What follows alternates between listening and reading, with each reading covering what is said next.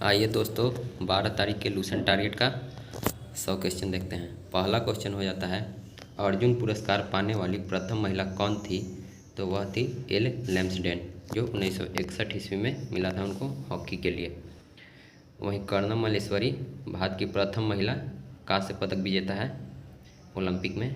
कुंज रानी को अर्जुन पुरस्कार और राजीव गांधी खेल रत्न दोनों एक साथ मिला था। नीरजा भनोट को अशोक चक्र मिला था। नीरजा भनोट को अशोक चक्र पाने वाली प्रथम महिला है। ठीक है। दूसरा क्वेश्चन होता है, नोबेल पुरस्कार पाने वाली प्रथम भारतीय महिला कौन थी? तो मदर टेरेसा थी, जिनको समाज सेवा के लिए 79 ईस्वी में मिला था। प्रथम महिला कांग्रेस अध्यक्ष कौन थी? तो डॉक्टर एनी बेसेंट थी। प्रथम भारतीय बोले तो सरोजिनी नायडू हो जाएगी। चौथा क्वेश्चन है, भारत की प्रथम महिला IAS कौन थी? तो अन्ना जॉर्ज थी। IPS किरण बेदी। भारत की प्रथम महिला राज्यपाल सरोजिनी नायडू। भारत की प्रथम महिला राज्यसभा उपसभापति कौन थी? तो राज्यसभा की उपसभापति प्रथम थी वायलेट अल्वा। वहीं स्नेहलता श्रीवास्तव को देखा जाए तो वह थी भारत की प्रथम महिला लोकसभा की उपसभापति। अर्जुन एवं राजीव गांधी खेल रत्न दोनों पुरस्कार पाने वाली प्रथम महिला कौन थी? तो कुंज रानी, जो अभी बताया था, उनको ग्रैंड ओल्ड लेडी भी कहा जाता है। गोपद किस वेद का ब्राह्मण है? तो अथर्ववेद को गोपद ब्राह्मण के नाम से जानते हैं। मत्स्य पुराण किस वंश से संबंधित है? तो आंध्र सातवाहन वंश से संबंधित है मत्स्य पुराण। शौनक और पैपलाद किस वेद की शाखाएं हैं? तो अथर्ववेद की है। ऋग्वेद में कितने सूक्त का वर्णन किया गया है? तो 1028 सूक्त। ऋग्वेद में किस मंडल में सूर्य देवता सावित्री को समर्पित गायत्री मंत्र का उल्लेख है? तो तीसरे मंडल में सूर्य देवता सावित्री को समर्पित गायत्री मंत्र का उल्लेख। गायत्री मंत्र, गायत्री में 3 अक्षर है, तो तीसरे मंडल में इसका उल्लेख है। ठीक है, इससे याद रख सकते हैं। वावतार के 3 पगों के आख्यान का प्राचीनतम स्रोत का वर्णन किस में मिलता है? तो ऋग्वेद में। विष्णु के 52वां अवतार का वर्णन कहाँ मिलता है? तो ऋग्वेद में। किस वेद में यज्ञों के नियम और विधि विधान का संकल्पन मिलता है? तो यजुर्वेद में मिलता है। वहीं जादू टोना अथर्ववेद में मिलता है। सामवेद से संगीत जुड़ा है। प्राचीन भारत का पहला सुव्यवस्थित इतिहास अर्ली हिस्ट्री ऑफ इंडिया किसने तैयार की? तो विंसन आर्थर स्मिथ ने किया था। अर्ली हिस्ट्री ऑफ इंडिया किसने तैयार किया? तो विंसन आर्थर स्मिथ ने किया था। किस ब्राह्मण ग्रंथ से स्त्री को पुरुष की अर्धांगिनी कहा जाता है? तो शतपथ ब्राह्मण में ब्राह्मण ग्रंथ से स्त्री को पुरुष की अर्धांगिनी कहा गया है। शतपथ ब्राह्मण में स्त्री को पुरुष की अर्धांगिनी शतपथ ब्राह्मण में। भारत का क्षेत्रफल कितना है? तो 32,87,263 किलोमीटर स्क्वायर।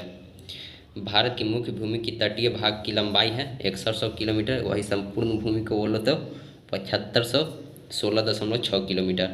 भारत का क्षेत्रफल संपूर्ण विश्व के क्षेत्रफल का कितना प्रतिशत है? तो 2.42% है। भारत के कुल कितने पड़ोसी देश की सीमा से जुड़े हैं?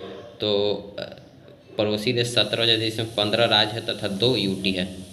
बांग्लादेश के साथ 4096 किलोमीटर की बाउंड्री है। चीन के साथ 34, चीन के साथ 3488, चीन के साथ 3488, म्यांमार के साथ 1643 और अफगानिस्तान के साथ सबसे कम 106 किलोमीटर की सीमा लगती है। चीन के साथ सबसे लंबा सीमा साझा करने वाला भारतीय राज्य है?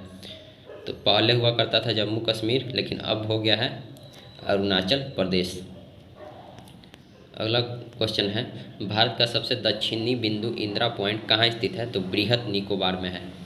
बृहद निकोबार में है दक्षिणी बिंदु इंदिरा पॉइंट। कोलाबा पॉइंट कहाँ है? तो मुंबई में है। भारत एवं चीन की सीमा को मैकमोहन रेखा कहते हैं। यह रेखा 1914 ईस्वी में कहाँ निर्धारित की गई थी? तो शिमला में। पटकाई की पहाड़ी कहाँ है? पटकाई की पहाड़ी भारत को किस देश से अलग करती है? तो म्यांमार से अलग करती है। रेड क्लिफ रेखा भारत और किस देश के बीच रेड क्लिफ रेखा भारत और किस देश के बीच है? तो पाकिस्तान और भारत के बीच है। शून्य डिग्री रेखा भारत और किस देश के बीच है? तो बांग्लादेश के साथ है। भारत का मानक समय रेखा किस राज्य से होकर नहीं गुजरती है? तो तेलंगाना से नहीं गुजरती है, 5 राज्य से गुजरती है, जिसमें उत्तर प्रदेश, मध्य प्रदेश, छत्तीसगढ़, उड़ीसा तथा आंध्र प्रदेश है। ठीक है। कर्क रेखा से उत्तर पश्चिम भारतीय राज्य कौन सा है? कर्क रेखा से उत्तर पश्चिम भारतीय राज्य कौन सा है? तो मणिपुर है।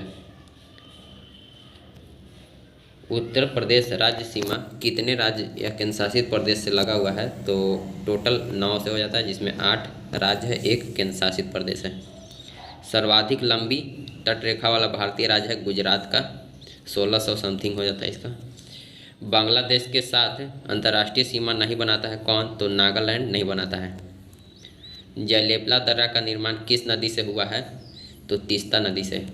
कौन सा दर्रा श्रीनगर से गिलगिट को जोड़ती है? तो बुर्जिला दर्रा। श्रीनगर से गिलगिट, गिलगिट में बुजुर्ग लोग रहते हैं, बुर्जिला दर्रा।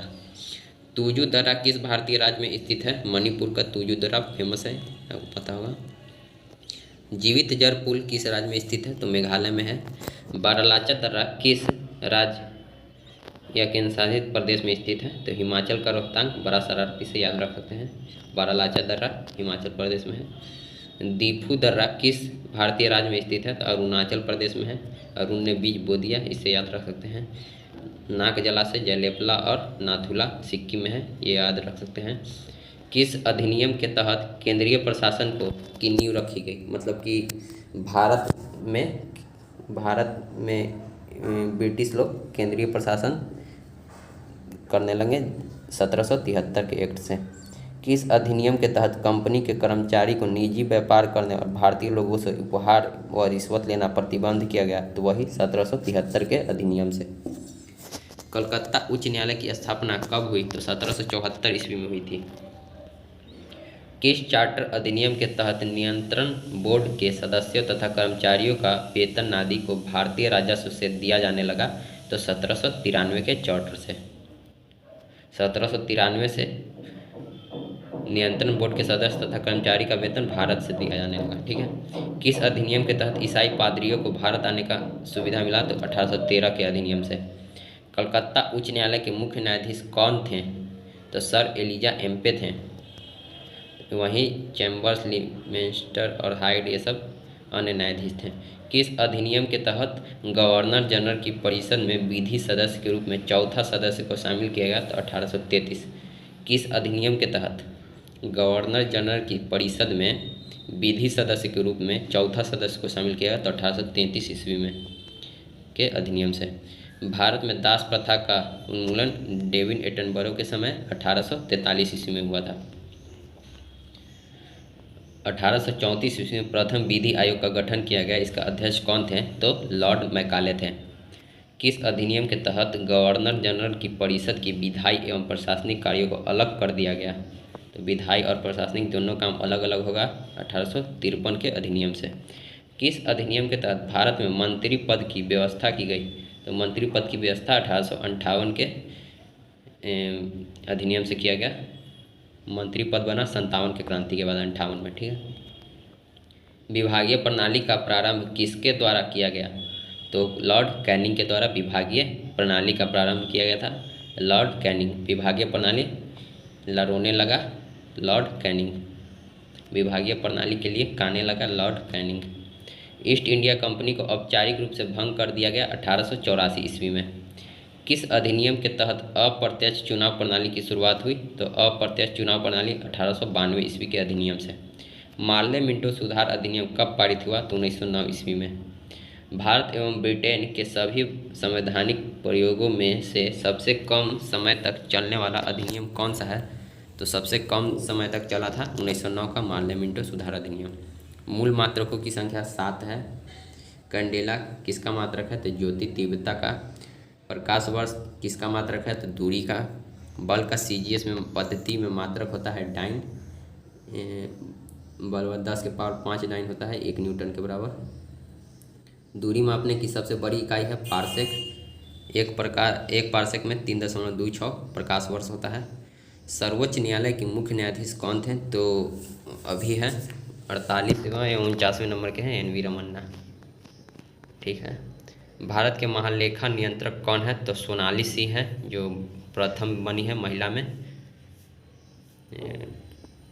भारत के महालेखा नियंत्रक कौन है? तो सोनाली सिंह। दीपक दास के जगह पे ये आई है। कर्मचारी चयन आयोग के अध्यक्ष कौन है? तो एस किशोर हैं। राष्ट्रीय आपदा प्रतिक्रिया बल के महानिदेशक कौन है? तो एनडीआरएफ के पूछ रहा है, तो अतुल कारवार है। भारत का मुख्य वैज्ञानिक सलाहकार कौन है? तो वैज्ञानिक सलाहकार में विजय राघवन है। केंद्रीय औद्योगिक सुरक्षा बल के महानिदेशक कौन है? तो सीलवर्धन सिंह। 69 में स्थापना हुआ था। भारत सरकार के मुख्य आर्थिक सलाहकार कौन है? तो अनंत नागेश्वरन है मुख्य आर्थिक सलाहकार। वहीं तरुण बजाज है राजस्व सचिव।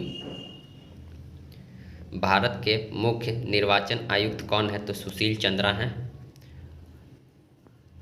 सिंध का नखलिस्तान या बाग हड़प्पा सभ्यता के किस पुरास्थल को कहा जाता है? तो मोहनजोदड़ो को सिंध का बाग कहते हैं। सिंधु सभ्यता में बृहत स्नानागार कहाँ पाया गया था? तो मोहनजोदारो में। हड़प्पा सभ्यता के संपूर्ण क्षेत्र का आकार किस प्रकार का था? तो त्रिभुजाकार था। सिंधु घाटी सभ्यता के लोग मुख्य व्यवसाय क्या था? तो व्यापार करते थे, ना कि कृषि।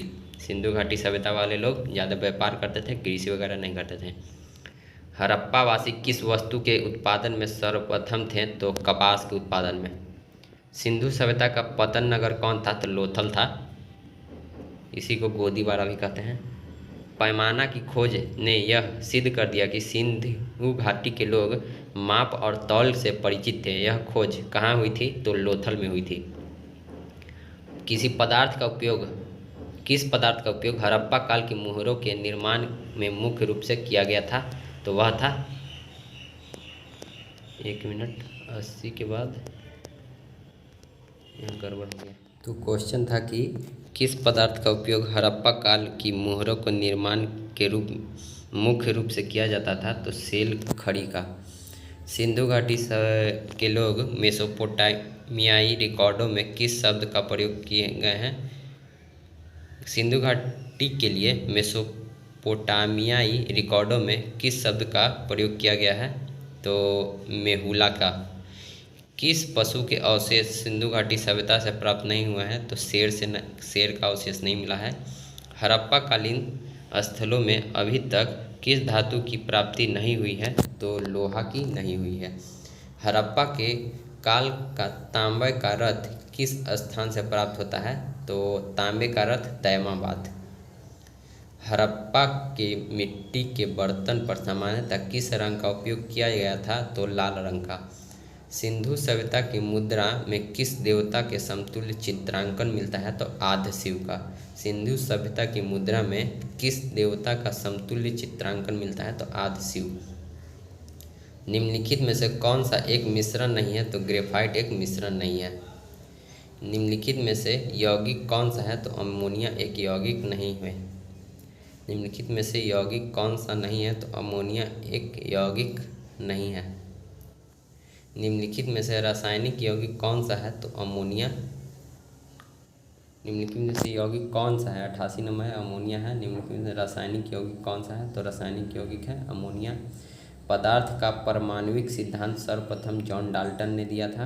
रदरफोर्ड के प्रकीर्णन परीक्षण ने किसकी मौजूदगी का सिद्ध किया था? तो परमाणु में न्यूक्लियस होता है, इसी का किया था। सबसे पहले इलेक्ट्रॉन के आवेश का सफलतापूर्वक निर्धारण किया था मिल्टन ने। अगला क्वेश्चन है, रासायनिक तत्व के अणु के संदर्भ में चुंबकीय क्वांटम संख्या का संबंध है चक्रण से। रासायनिक तत्व के अणु के संदर्भ में चुंबकीय क्वांटम संख्या का संबंध किससे है? तो चक्रण से है। किसी तत्व के रासायनिक गुण निम्न में से कौन तय करता है? तो इलेक्ट्रॉनों की संख्या रासायनिक गुण निर्धारित करता है। निम्नलिखित में से कौन सा इलेक्ट्रॉनिक समरूपण तत्व के रूप में है? तो 2 8 8 2 2 8 18 2 भी हो सकता था। प्रोटॉन पर आवेश पॉजिट्रॉन पर आवेश के बराबर होता है, इसको याद रखेंगे। प्रोटॉन पर आवेश पॉजिट्रॉन के पर आवेश के बराबर होता है। कौन सी संख्या इलेक्ट्रॉन की अधिकतम संख्या है जो m सेल में मौजूद होता है? तो 18। रदरफोर्ड के अल्फा कणों के प्रयोग ने सर्वप्रथम दिखाया कि परमाणु में नाभिक होता है। रदरफोर्ड के अल्फा कणों के प्रयोग ने सर्वप्रथम दिखाया कि परमाणु में होता है क्या, तो नाभिक।